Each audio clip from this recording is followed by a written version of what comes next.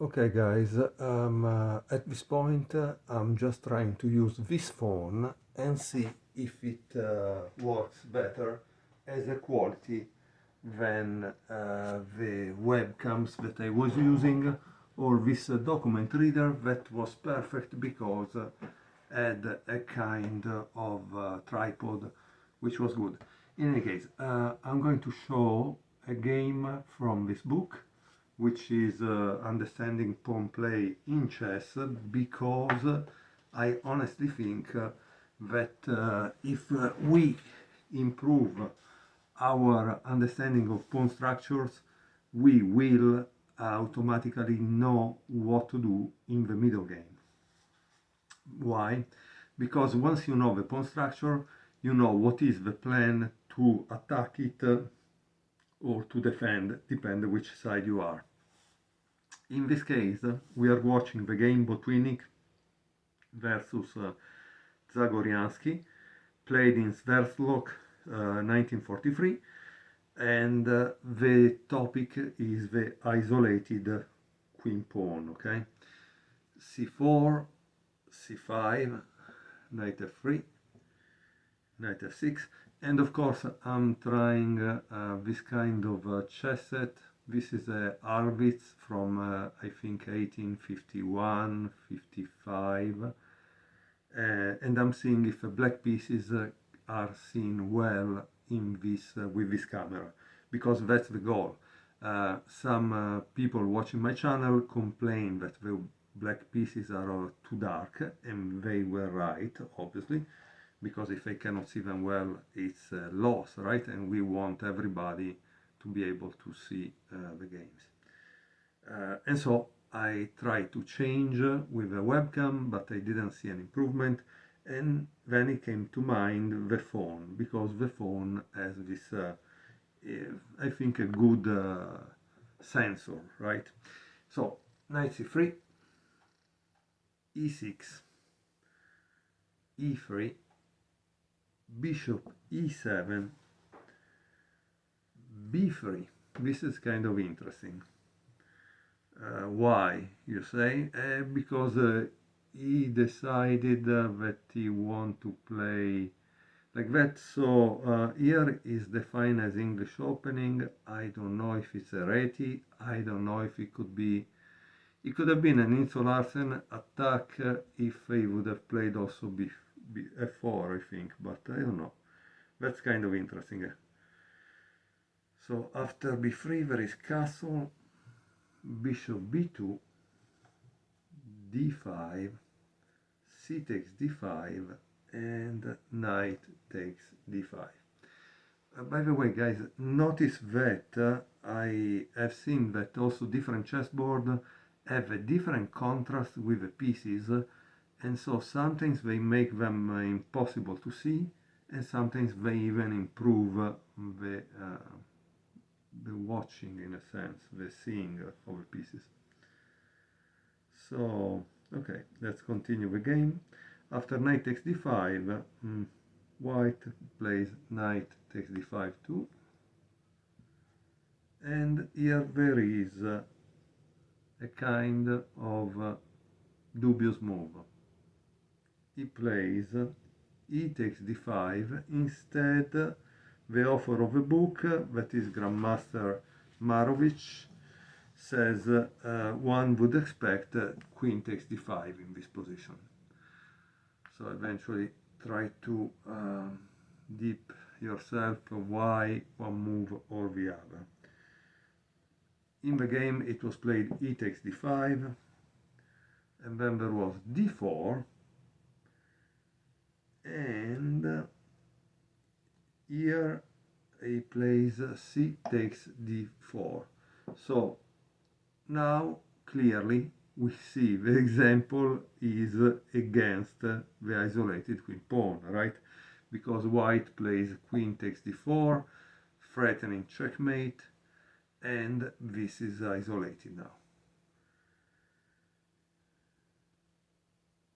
And here it says, looking forward to the exchange of bishops, white provokes bishop f6.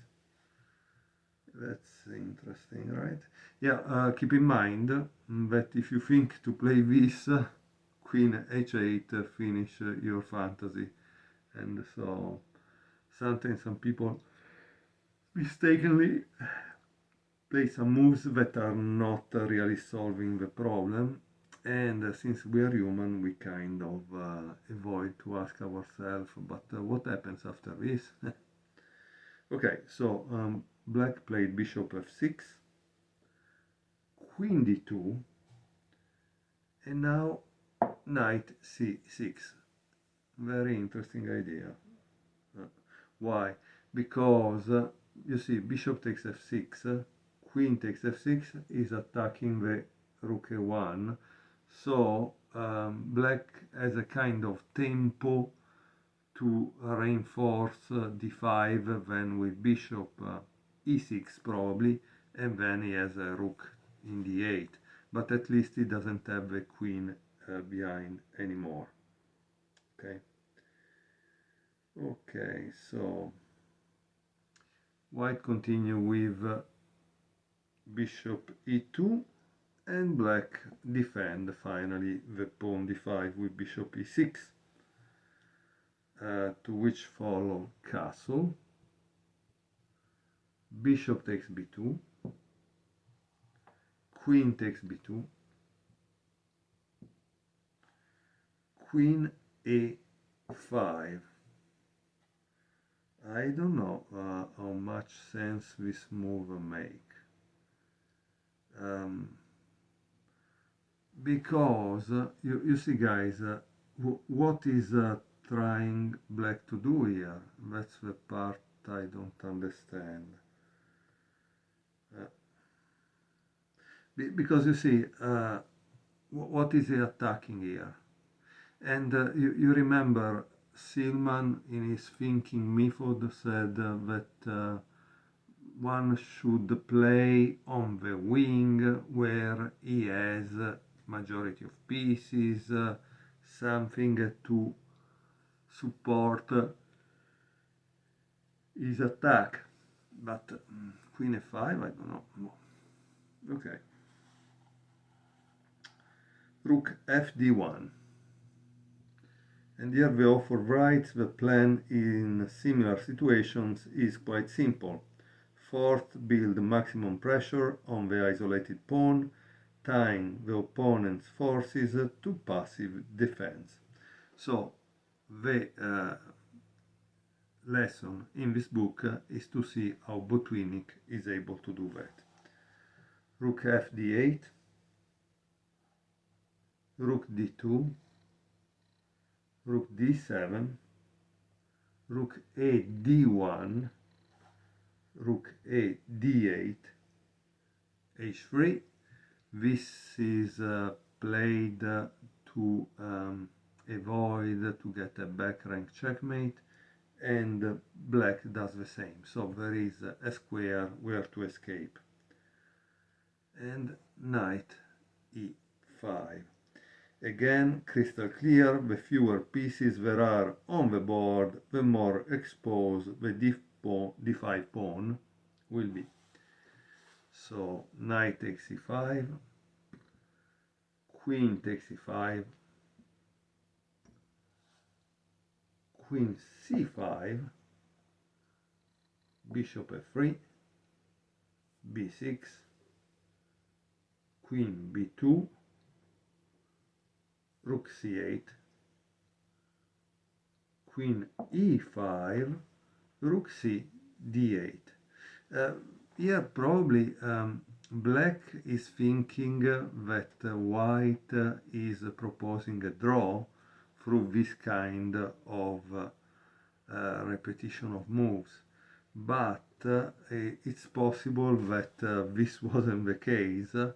Sometimes is psychological, because in this way black thinks that he's drawing, but white doesn't want to draw, he wants to win, and so is psychological, and sometimes is made to gain time on the clock, because the control maybe is at move 40 if you make a couple of moves to repeat the position, then you can think the next moves maybe 6 minutes or the double of whatever it was, the time control. Okay, so after rook cd8, white plays rook d4.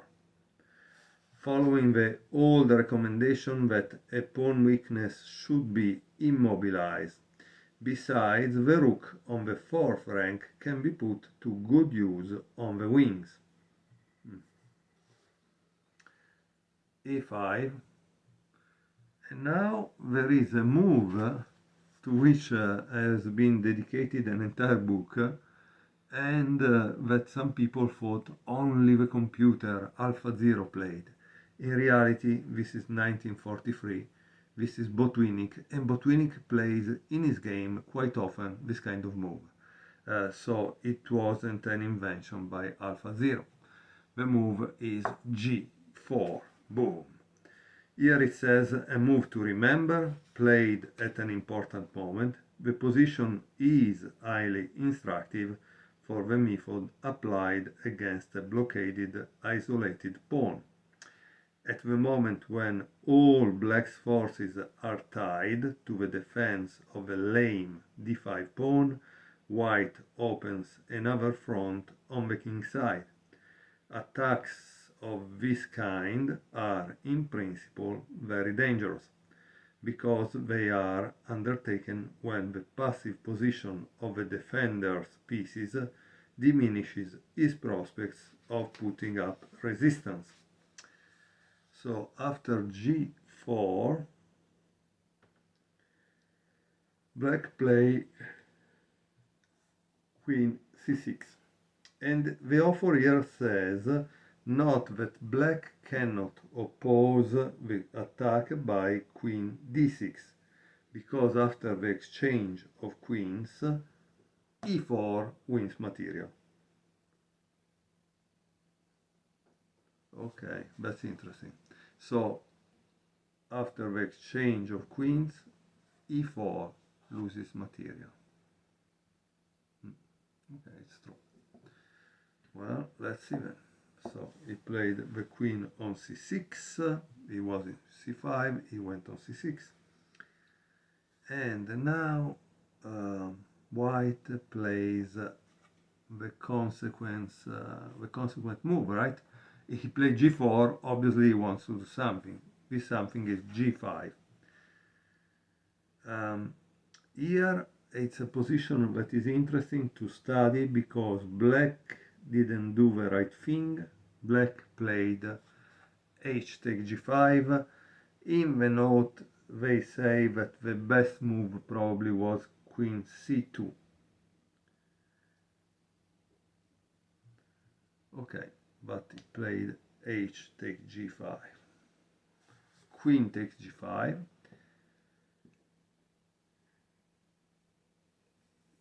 Obviously, why to take on g5 is bad, also if here it didn't give it as bad. The point is that you can see now white can play this, rook g1, and he starts the attack. So he opened a file that maybe was better not to be open, right? So that's the reason. Okay, so after queen takes g5, there is f6. With a g-file open, black's castle position can only be temporarily defended. Queen g6, bishop f7, queen g3, f5.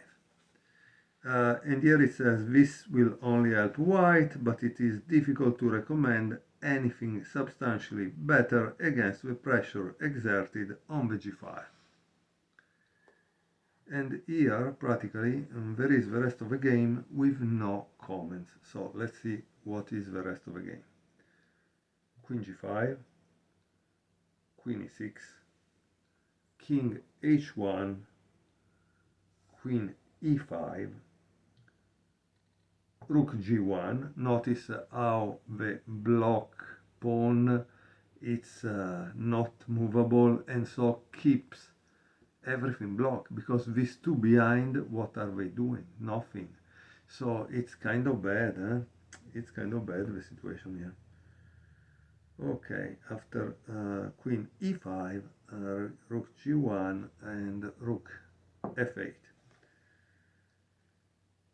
queen h6, rook b8, so this was attacking here, and it's pinned, so otherwise you can get it, right?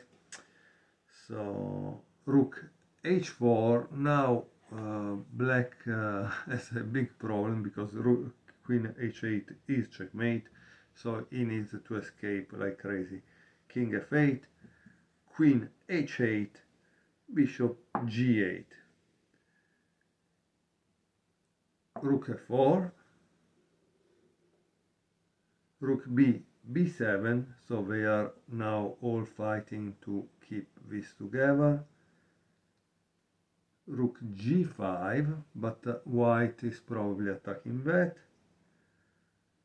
Rook f7, queen h5, queen a1, king h2, g6. This is yeah, the end probably, because once you play this, queen takes g6, bishop h7, queen d6, rook f e7, and queen d8 check. And here